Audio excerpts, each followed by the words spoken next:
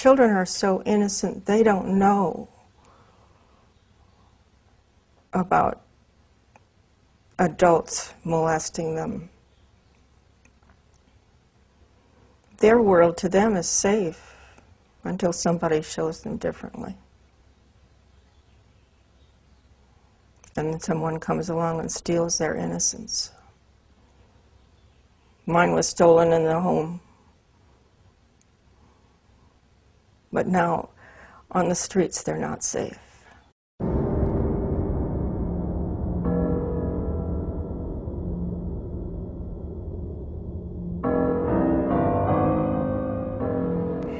How old were you when you met Dr. Alfred Kinsey?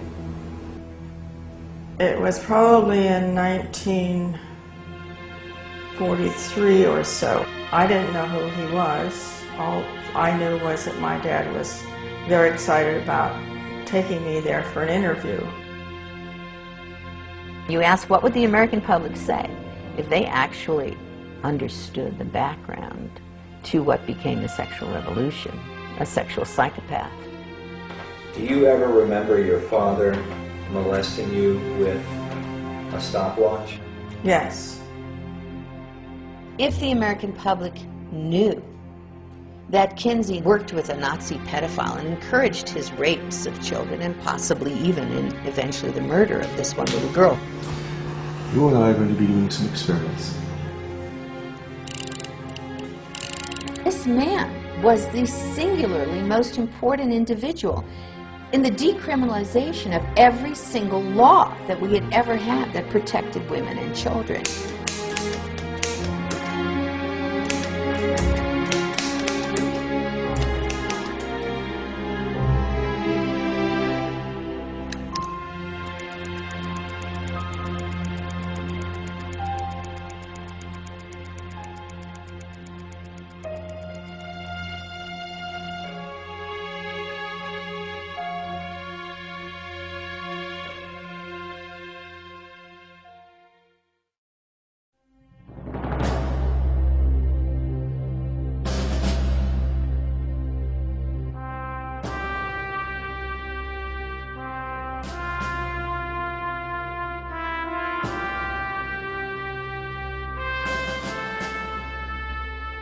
When America was founded, it said that our values were based on the Judeo-Christian teachings of the Bible.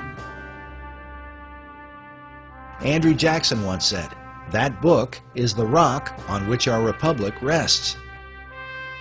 But through the 20th century, the view of America as a Christian nation has been hotly debated. Whatever we once were, we are no longer a Christian nation. This nation was founded primarily on Christian principles. Which claim should Americans believe? And by what standard do we determine the moral compass for what is right and wrong in our society? George Washington, in his inaugural address of 1789, said, "The propitious smiles of heaven cannot be expected on a nation that disregards the eternal rules of order and right, which heaven itself has ordained." Among our once traditional values was the protection of women and children, once considered a sacred duty among all men. But now, under the guise of so-called liberty, the care of our most vulnerable has been compromised.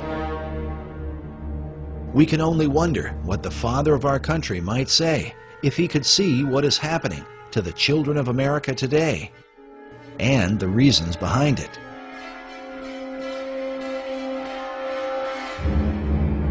Many of America's children are disappearing. According to the Office of Juvenile Justice, a child goes missing every 40 seconds in the United States. While many of these children are recovered, it is estimated that more than 58,000 of them are abducted by non-family members each year. Parents are continually in fear for their child's safety, even in front of their own home. Predators seem to roam the streets of America like never before, searching for prey to carry out their unthinkable desires. Many of our laws are named after raped and murdered children, whose memories echo through our courts crying for justice. But still, the problem only seems to get worse. And we also see in a lot of these kidnapping and death cases recently by sex offenders that your child can be lost in just an instant. The faces of children who have been lost continue to haunt us as a society, while watching their parents grieve has become part of a national nightmare. Meanwhile, the images of the sex offenders, the men responsible for these horrors, fills us with fear and loathing. And if a child survives their abuse, they often lead troubled lives, haunted by the memory of what they've endured. It is awful. Those kids shouldn't be subjected to this. That's awful. It scars them psychologically forever. It affects their lives. Well, some of the experts say that once a pedophile, always a pedophile, that recidivism is 80 or 90%, if not more. The United States of America has basically become a pedophile's playground. Jessica Lunsford's father, he said, you know, wake up, America. Your child could be next. And sadly, a lot of people want to turn away from the evidence. They want to turn their heads like the proverbial ostrich with its head in the sand because they don't want to face what's going on until they're forced to face it because it becomes their child. Part of the confusion is over why many of our judges send repeat sex offenders back into our neighborhoods, knowing it is simply a matter of time before they strike again. Can the reason be that these same judges are compromised by their own sexual addiction? We know that the judges are they're human. They're like everybody else. Cases of judges who are compromised by porn are documented across the country. But the license for such behavior may have been issued in 1970, when Supreme Court Justice William O. Douglas and retired Justice Arthur Goldberg wrote articles for Playboy magazine. But why would an association with a soft porn magazine like Playboy be cause for concern? And how could it pertain to the world of pedophiles? The disturbing answer to this question as our history of this movement unfolds. In 1990, the American Bar Association reported that 80% of convicted child molesters plea bargain and serve no prison time. This statistic undoubtedly put known pedophiles back on the streets in record numbers.